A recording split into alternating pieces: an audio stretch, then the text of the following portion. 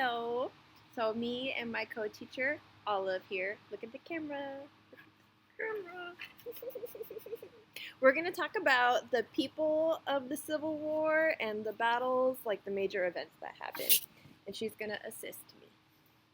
So, some of the major people, we have the President of the Union, Abraham Lincoln, and his general was Ulysses S. Grant. Then we also have the Confederacy, which was led by Jefferson Davis. He was the president of the Confederacy, and his general was named Robert E. Lee. I think she's sleepy. So those were the big people, like the big groups that were fighting each other, the Union versus the Confederacy. So what started the actual Civil War was the firing on Fort Sumter. So Fort Sumter was just like minding its own business. It's just a fort that was there. Abraham Lincoln wanted to send supplies out because he knew like that they were going to start having issues with the South. So he just wanted to fortify them, give them food and things like that. But the Confederacy didn't want them to have those supplies, so they attacked, and they just kept laying siege on them and attacking them until the people that were at Fort Sumter ran out of food and stuff, and so they surrendered. But nobody was killed in that battle. But because of that aggression, that's what started the Civil War. So think about Fort Sumter as in like first shots. So the F and the S. First shots, Fort Sumter. That's the start. That's the beginning. Pretty early on in the Civil War, the Union decides to do something called the Union Blockade. And so basically what that was, the South at that time, they didn't have a lot of industry. So basically all that they did was grow cotton. And so they had to ship the cotton out to like other countries, and the other countries would ship them something back in return. And so that's why they didn't like tariffs, because of the high taxes. But basically they were trying to ship out cotton to like England and stuff, and England would send back weapons because they needed it. So the Union decided that they were going to put ships, and they were going to stop letting them ship stuff out. They were going to like stop it. So that's kind of also called the Anaconda Plan, where they were going to try to constrict the South so much and put so much pressure on them that they couldn't get what they needed. But people were still able to get little things in and out. They were called blockade runners, and they actually made a lot of money, like squeezing past. Is she distracting, or is she helping y'all to pay attention? I think she's helping. Okay, you just sit here. Okay, good. So in the Anaconda Plan, part of it was to take over the Mississippi River, because the Mississippi River was like in the Confederacy, like in the South, and it would separate it in half. So like everything on the west side of the Mississippi River would be like on its own. Part of that also is the battle or the siege of Vicksburg, where they were fighting to gain control of the Mississippi River. So if the South couldn't use the Mississippi River to transport goods and things like that, they would be at a big disadvantage. Another battle is the Battle of Antietam, which is actually like one of the bloodiest, worst battles in American history, like ever. And it was actually also like the first battle in the North, because at that point, like everything was happening in the South.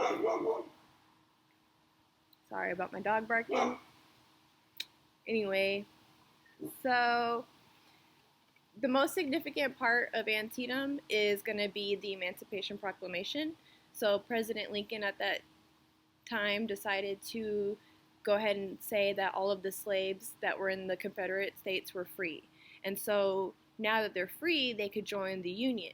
And so now the Union is going to have a huge surplus of people to fight, because the newly freed slaves are like, this is a huge deal. We don't want, if the Union doesn't win, then we're going to have to become slaves again. So we have to fight for our lives, basically.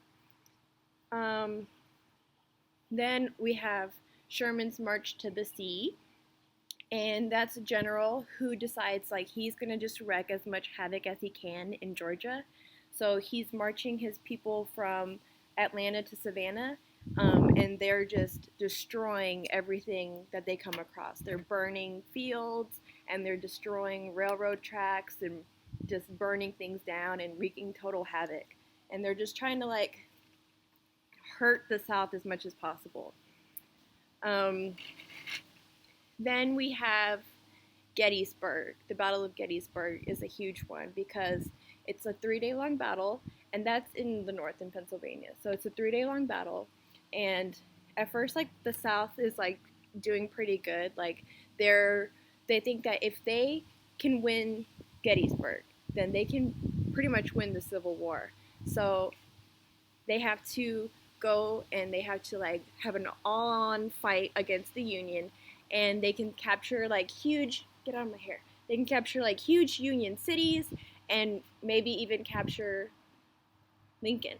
So so the first day the Confederate Army is like doing really good, and so the Union Army actually like kind of retreats, and they retreat to Gettysburg.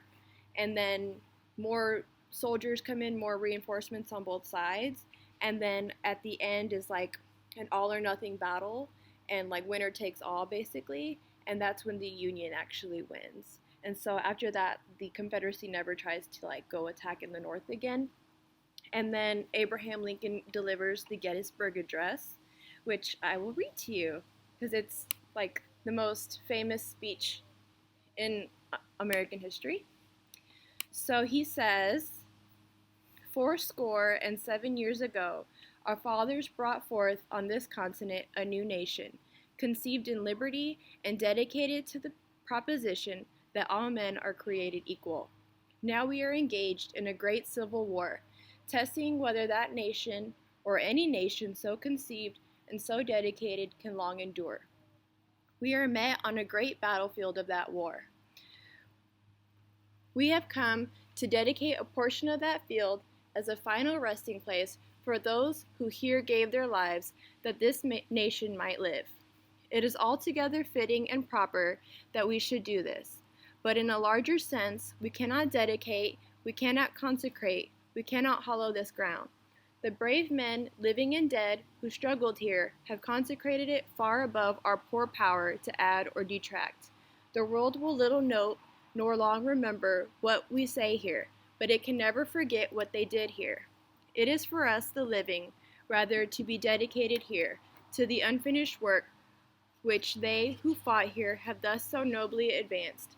It is rather for us to be here, dedicated to the great task remaining before us, that from these honored dead we take increased devotion to that cause for which they gave the last full measure of that devotion, that we here highly resolve that these dead shall not have died in vain, that this nation, under God, shall have a new birth of freedom, and that the government of the people, by the people, and for the people shall not perish from the earth." So basically saying that not to let them die in vain, all those people that died, to like continue to fight for what they were fighting for, which was the freedom for everyone. So in the end, lots of battles, lots of wars, and at Appomattox Courthouse is where the Civil War ends. And that's where Robert E. Lee surrenders to General Grant. So the South, the Confederacy, surrenders to the North, and that is supposed to be like the end of the war.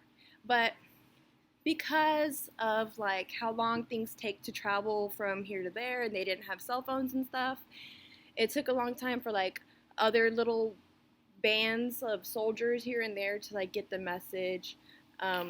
So there was still little fighting going on, and also with the Emancipation Proclamation. So it took like another 2 years before all of the slaves actually knew that they were free. So June 19th, 2 years later, in Galveston, Texas, is when the rest of the slaves were free. And so they actually celebrate that every year, called Juneteenth.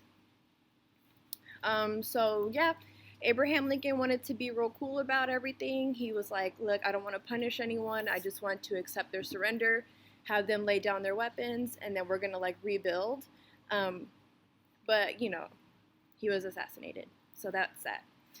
So I think that kind of covers it, like the three main causes, the three S's, the compromises that failed, the battles and such. So then we can get into more readings and more activities, but I wanted to talk to y'all about it and give you guys a little bit of the story. So I hope that's helpful and hope to hear from y'all.